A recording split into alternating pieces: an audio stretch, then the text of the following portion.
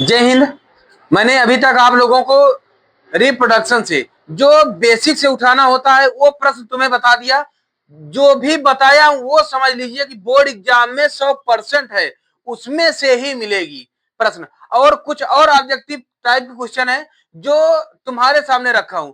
ये समझ लीजिए जितने भी बोर्ड एग्जाम में प्रश्न बनने वाले हैं रिप्रोडक्शन से यही प्रश्न बनेंगे। और मेरा वादा रहा कि एक भी प्रश्न तुम्हारा छूटेगा नहीं इस बार, है ना। तो देखते हैं, सबसे पहले ज्यादा इसमें घुमाना नहीं है, सीधा पॉइंट पे आ जाऊं, है ना।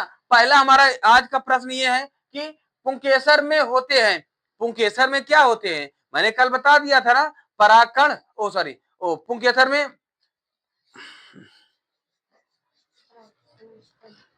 अरे कहा थी यार, पुतंतु, पुतंतु, है ना, पुतंतु या तंतु कहते हैं, परागकोश या, है ना।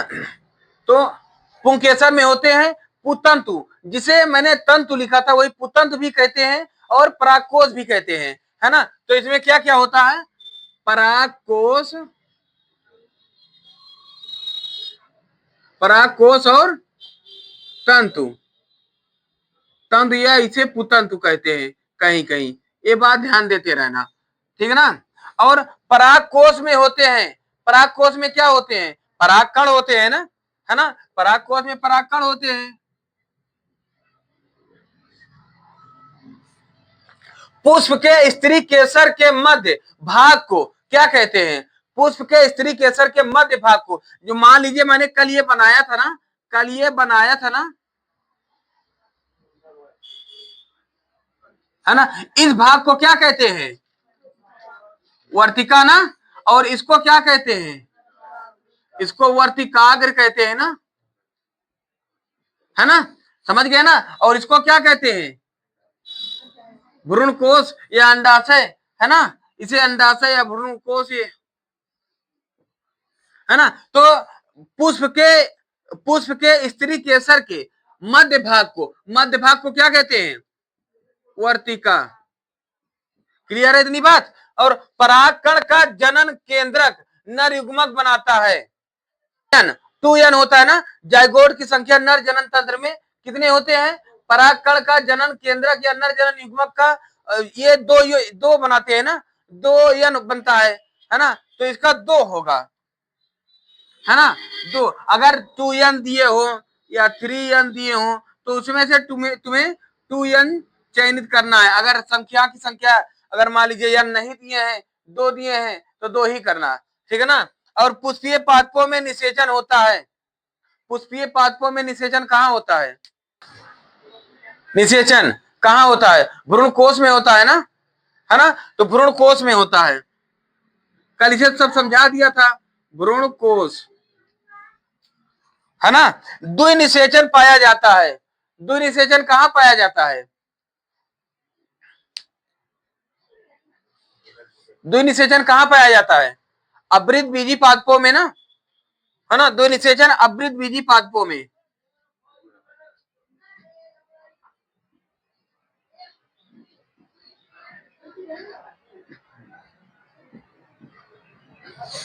है ना। अब ये जाइगोट, जाइगोट को युग्मज कहते हैं ना, है ना, युग्मक। जाइगोट या युग्मनज में गुणसूत्रों की संख्या, युग्मनज में गुणसूत्रों की संख्या कितनी होती है ना, 2n ना, है ना। तो युग्मनज की संख्या 2n होती है ना। इसको समझ गए। अब शुक्राणुओं का निर्माण, शुक्राणु का निर्माण कहाँ होता है, शुक्राणुओं का निर्माण, ये शुक्राणु पुरुष जनन तंत्र में आता है ना। तो ये शुक्राणु कहाँ बनता है, वृषण में, है ना, वृषण में बनता है ना। मादा जनन तंत्र का भाग होता है, मादा जनन तंत्र के कितने भाग हैं, है ना। देखो फॉलोपियन ट्यूब होती है, और जितने भी मतलब मादा जनन तंत्र के सभी भाग को मैंने लिखवा दिया था, है ना। तो यहाँ पर जो भी ऑप्शन दिए रहे, पता नहीं कौन सी ऑप्शन दिए, है ना। शुक्रवाहिनी होती है ना, शुक्रवाहिनी हो गई, और जितने भी गर्भाशय हो गई, और फालोपियन ट्यूब हो गया, योनि हो गई, ये सभी ग्रीवा हो गए, गर्भाशय ग्रीवा जो होता है, वाल्व होता है, ये सभी तो होते हैं ना मादा जनन तंत्र के भाग। तो ये पूछ लिया जाए मादा जनन तंत्र के भाग में तो ये सभी जानते रहो। तो जैसे जैसे इसमें आ जाए कि पहला लिख दो दूसरा इंक कर दूं, जैसे पहला कर दूं कि गर्भाशय, गर्भाशय, दूसरा योनि, तीसरा फलोपियन ट्यूब,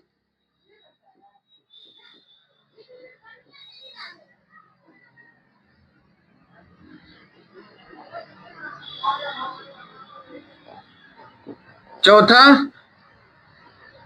गर्भाशय ग्रीवा,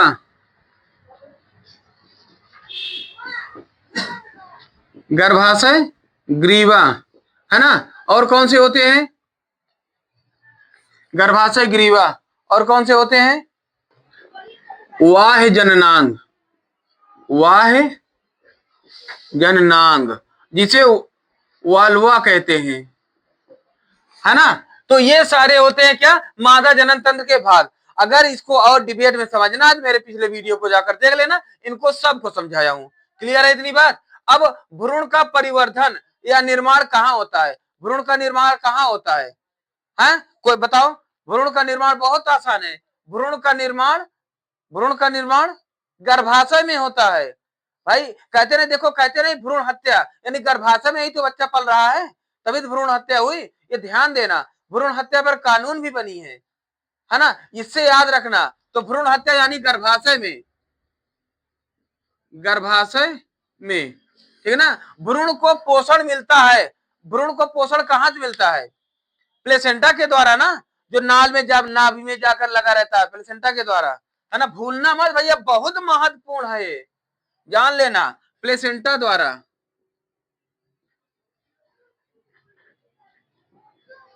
है ना। मादा जनन तंत्र के किस भाग में लूप या कॉपर टी स्थापित किया जाता है, हाँ? मादा जनन तंत्र के किस भाग में लूप या कॉपर टी, कॉपर टी मतलब बताया था ना, लूप, ये सब कहां पर होती है, कहां पर स्थापित किया जाता है, हाँ, गर्भाशय में, बिल्कुल गर्भाशय में,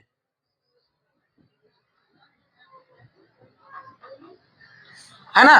तो अभी तक जितना भी बताया हूं, ऑब्जेक्टिव में आने वाले यही इतने प्रश्न हैं, इससे कहीं भी कुछ ज्यादा नहीं आएगा, समझ लेना। तो इसी में कुछ भी घुमा के तुमसे पूछ ले, है ना। अगर समझदार हो, एक पढ़ लिए हो तो सब तुम्हारी तैयार है ना। इसका जल्दी स्क्रीनशॉट ले लो, तो इससे संबंधित कुछ और प्रश्न बता दे।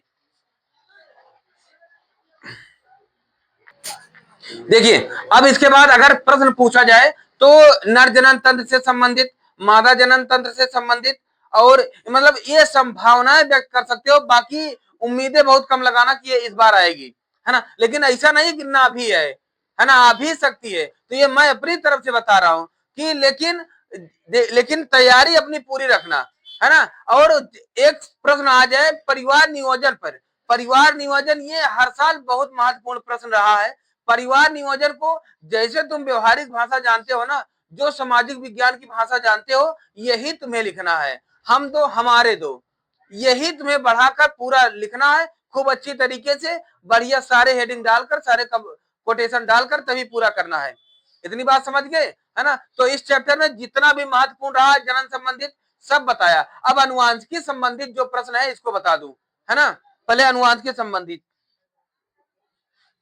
अब वो अनुवांशिकी संबंधित जो भी होते हैं, इनके महत्वपूर्ण प्रश्न में जो ऑब्जेक्टिव टाइप में आने वाले प्रश्न हैं, इनको देख लेते हैं। तो ऑब्जेक्टिव में प्रश्न आने वाले कौन से होते हैं, ऑब्जेक्टिव में सबसे पहले मतलब मेंडल के द्वारा जो भी अध्ययन किया गया, जो भी बताया गया, गुणसूत्र में जो मिला, आरएनए डीएनए ये सब कहां से मिला, ये सारी चीजें इन्हीं पर हम फोकस करते हैं, है ना। तो सबसे पहले हम देख लेते हैं कि पहला प्रश्न क्या है। मेंडल प्रसिद्ध है, मेंडल किस लिए प्रसिद्ध है, अनुवांशिकता के लिए, है ना। अनुवांशिकी के लिए प्रसिद्ध है, किस लिए प्रसिद्ध है,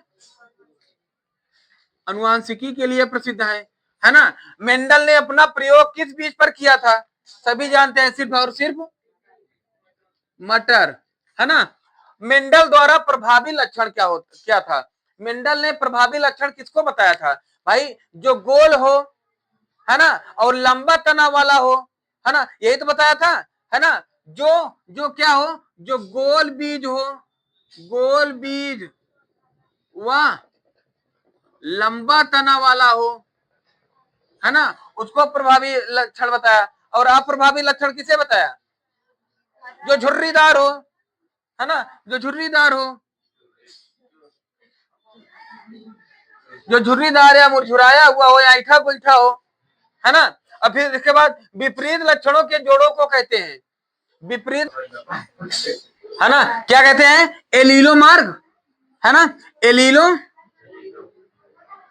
एलीलो मार्ग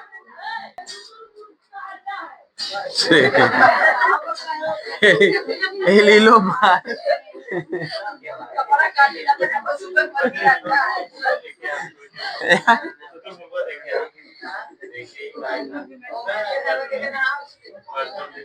या युग्म विकल्पी, या युग्म विकल्पी, है ना, युग्म विकल्पी, है ना। शुद्ध लंबा व बौना पौधा कौन सा होता है? मेंडल ने शुद्ध लंबा पौधा किसे बताया? Capital TT. और शुद्ध बौना, है ना, कैपिटल स्मॉल टीटी, है ना, यही बताया ना। और शुद्ध लंबा व शुद्ध बौना संकरण का अनुपात क्या होता है? 1:2 तो 1:1, है ना, 1:1 होता है ना, 1:1, है ना, 1:1, है ना। और फिर इसके बाद एक संकर क्रॉस का जीन प्रारूप अनुपात होता है। एक संकर क्रॉस का मैंने निकाल के उस दिन बताया था ना सब, है ना। क्या होता, क्या आया था? 1:2:1, है ना, 1:2:1, है ना। और फिर डीएनए पाया जाता है। डीएनए कहाँ पाया जाता है ना? गुणसूत्र में पाया जाता है ना। गुणसूत्र कहाँ पाया जाता है? कोशिका के केंद्रक में पाया जाता है ना, है ना। और डीएनए और जीन कहाँ पाया जाता है?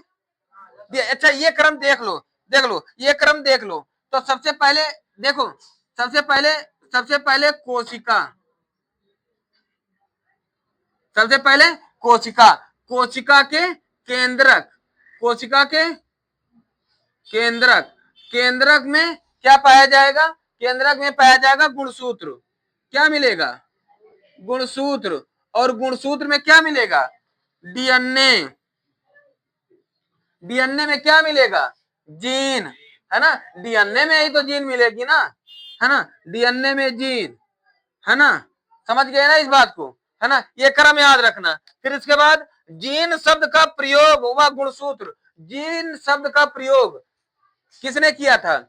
जोहानसन ने ना, वही तो जोहाए थे, इसमें आकर जोहाए थे, यानी इसमें जाकर सजाए थे, जोहाना, है ना, सजाना का कहते हैं जोहाना।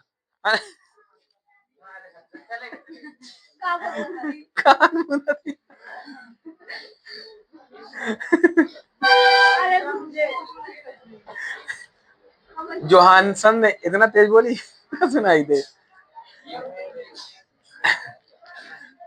है ना। जोहानसन ने ना,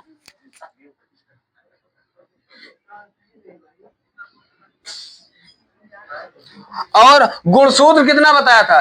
23 जोड़ा गुणसूत्र बताया था ना जोहानसन ने, है ना। 23 जोड़ा गुणसूत्र प्लस 23 जोड़ा।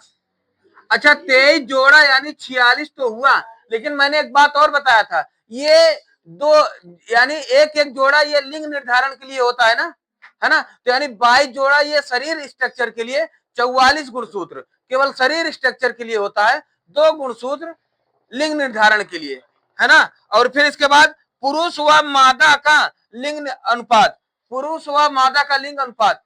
ये पुरुष के लिए, अच्छा ये बताओ, पुरुष के लिए क्या लिखते हो? एक्स वाई, है ना। और मादा के लिए क्या लिखते हो? X x. और इनका गुणसूत्र क्या होगा, है ना, इनका लिंग गुणसूत्र क्या होगा? लिंग गुणसूत्र, लिंग गुणसूत्र कह रहा है 2 होगी ना, लिंग गुणसूत्र 2 होगी, है ना, लिंग गुणसूत्र 2 होगी ना, है ना। इतना जल्दी स्क्रीनशॉट ले लो, फिर हम आगे बताएं।